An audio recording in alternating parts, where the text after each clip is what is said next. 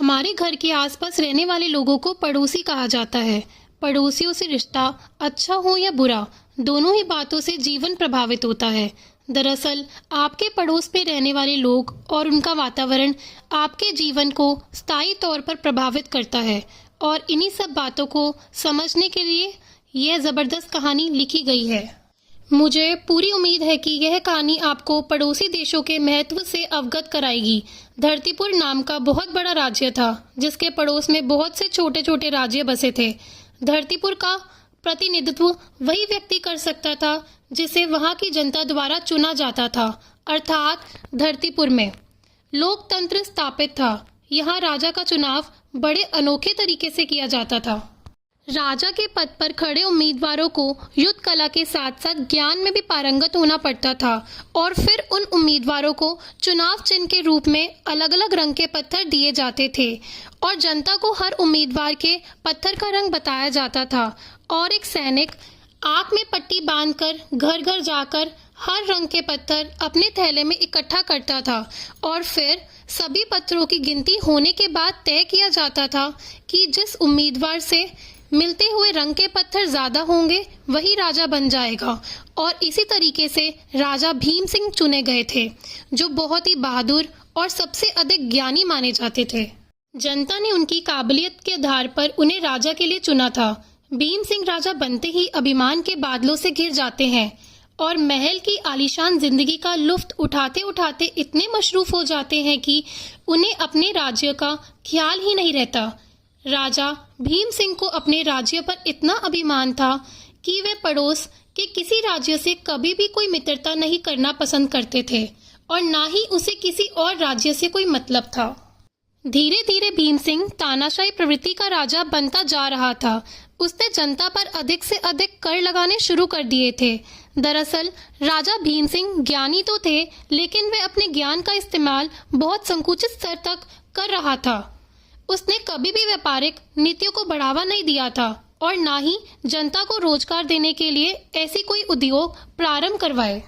राज्य की हालत दिनों दिन तक बिगड़ने लगी। राज्य के नागरिक केवल गिनने के लिए जनता थे लेकिन उनके पास रोजगार और काम न होने की वजह से राज्य में उनका योगदान शून्य था और धीरे धीरे राज्य की 90% आबादी बेरोजगारी और भुखमरी के दलदल में फंस चुकी थी। राजा भीम सिंह के महल के बाहर जब जनता गुहार लगाने लगी तब भीम सिंह को आभास हुआ कि उसने अपनी लापरवाही से स्वर्ग से सुंदर राज्य को बेजान कर दिया। राजा भीम सिंह के राज्य में आसपास के छोटे मोटे राज्य धीरे धीरे कब्जा करते जा रहे थे लेकिन राजा भीम सिंह के सैनिक हाथ में हाथ धरे बैठे थे क्योंकि बिना मजबूत प्रतिनिधित्व के राज्य की सीमाओं को सुरक्षित कर पाना असंभव था। राजा भीम सिंह को राज करते हुए 2 ही बरस गुजरे थे लेकिन लगभग 30% राज्य की जमीनों पर पड़ोसी राज्यों का आधिपत्य हो चुका था। राज्यों में संकट के बादल मंडरा रहे थे और अब राज्य के अंदर ही जाति धर्म के आधार पर अलग अलग दल बनने लगे थे। जनता राज्य के विरोध में उतर चुकी थी। सभी भीम सिंह को राजा का पद छोड़ने के लिए नारे लगाने लगते हैं लेकिन राजा भीम सिंह मोह माया के लोभ में अंधा हो चुका था। उसे अपने राज्य के लोगों का कोई ख्याल नहीं था। एक दिन वह अपने महल में मदिरापान कर रहा था। अचानक पड़ोसी राज्यों की सेना का आक्रमण धरतीपुर राज्य में शुरू हो जाता है। सभी अपनी जान बचाने के लिए इधर उधर भागने लगते हैं। इसी बीच राजा भीम सिंह का एक सैनिक बहादुरी से लड़ते हुए दुश्मन राज्यों के बहुत से सैनिकों को भागने पर विवश कर देता है। सैनिक को लड़ता देख बाकी लोगों में भी आत्मविश्वास बढ़ जाता है और राज्य की जनता भी लड़ाई में उसका साथ देने लगती है और देखते ही देखते राजा भीम सिंह की सेना पड़ोसी राज्यों के सैनिकों पर भारी पड़ती है और उन्हें उल्टे पैर भागने पर मजबूर कर देती है। इस सैनिक की बहादुरी की वजह से राजा भीम सिंह का राज्य तो बच गया लेकिन उसका पद खतरे में था। राज्य का एक भी नागरिक भीम सिंह को राजा के रूप में स्वीकार करने को तैयार नहीं था। मजबूरीवश भीम सिंह को कार्यालय पूरा होने से पूर्व ही अपना पद त्यागना पड़ता है और राजा की जगह पर बिना चुनाव किए उस सैनिक को राजा बनाया जाता है जिसने अपने युद्ध कौशल से धरतीपुर राज्य की रक्षा की थी। यह सैनिक वैसे तो सामान्य परिवार का था, लेकिन उसके अंदर एक राजा के सब गुण मौजूद थे। राजा बनते ही वह सबसे पहले अपने पड़ोसी राज्यों से मित्रता स्थापित करने का कार्य करता है और धीरे धीरे व्यापारिक रिश्तों को मजबूत करते हुए अपने राज्य को एक नई दिशा की ओर ले जाने लगता है। आसपास के सभी राज्यों में व्यापार प्रारंभ होने से मुद्रा का आदान प्रदान उच्च स्तर पर होने लगता है, जिससे सभी राज्य धन धान्य से भरपूर हो जाते हैं।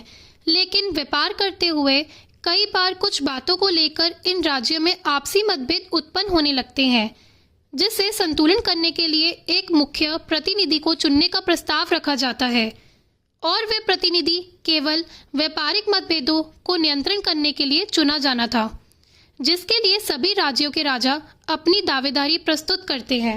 मुख्य प्रतिनिधि का चुनाव करने के लिए धरतीपुर राज्य की पत्थर के सारे चुनाव करने की प्रक्रिया अपनाई जाती है, जिसके लिए सभी राज्यों से बराबर मात्रा में लोग बुलाए जाते हैं और सभी को एक बड़े से गड्ढे में अपने पसंदीदा राजा से मिलते हुए रंग का पत्थर फेंकना पड़ता है और जब सारे पत्थर इकट्ठे हो जाते हैं तो उनकी गिनती की जाती है और परिणाम स्वरूप धरतीपुर के उसी सैनिक को सबसे ज्यादा तवज्जो दी जाती है।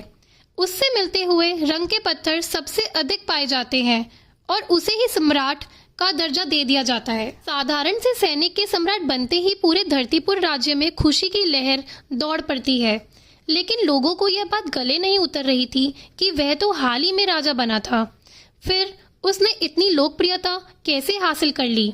सभी राज्यों के लोगों ने उसे ही अपना प्रतिनिधित्व करने के लायक समझा। दरअसल यह सैनिक बहुत ही व्यवहार कुशल था।